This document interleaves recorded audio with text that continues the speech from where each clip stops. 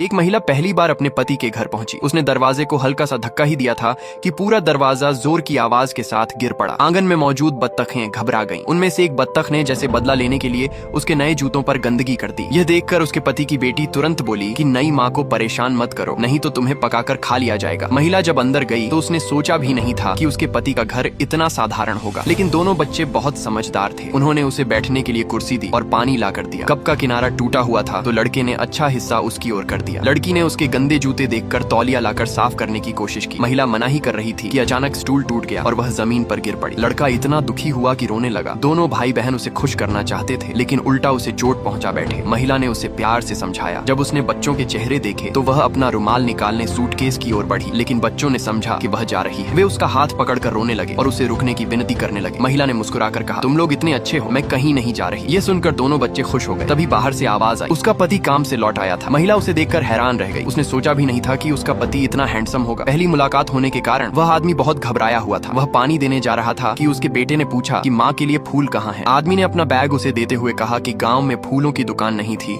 इसलिए उम्मीद है उसे ये फूल पसंद आएंगे। जैसे ही महिला ने बैग खोला वह चौंक गई। उसमें शुद्ध सोने से बना फूलों का गुलदस्ता था। आदमी को लगा कि शायद उसे पसंद नहीं आया। तभी बेटी बोली कि पापा और भाई दोनों ही पुरुष हैं, उन्हें महिलाओं की पसंद का अंदाजा नहीं है। फिर उसने एक घड़ी निकालकर महिला के हाथ में पहना दी। वह हीरों से जड़ी हुई एक महंगी घड़ी थी। तब महिला को समझ आया कि उसका पति असल में बहुत अमीर है। उसने हैरानी से पूछा, मेरी माँ ने कहा था कि आप मछली बेचते हैं, क्या मछली बेचकर इतना पैसा कमाया जा सकता है? आदमी उसे अपने फिश फार्म पर ले गया। वह बहुत विशाल था। उसने बताया कि वह समुद्री खेती एक्वा कल्चर का काम करता है। बच्चों ने भी बताया कि उनके परिवार के विदेशी व्यापार, होटल और टूरिज्म जैसे कई बिजनेस हैं। महिला को एहसास हुआ कि उसने गांव के सबसे अमीर आदमी से शादी की है। इससे पहले कि वह सब समझ पाती, आदमी ने उसे लाखों करोड़ों रुपए से भरी बैंक बुक दे दी और कहा कि अब से घर की सारी जिम्मेदारी उसी की है। महिला ने तय किया कि वह इस पुराने घर का अच्छे से नवीनीकरण करेगी। उस रात महिला थोड़ी शर्मीली थी और पति के साथ एक ही कमरे में नहीं सोना चाहती थी। लेकिन तभी दोनों बच्चे तकिए लेकर आए और बोले कि वे सब साथ में सोना चाहते हैं।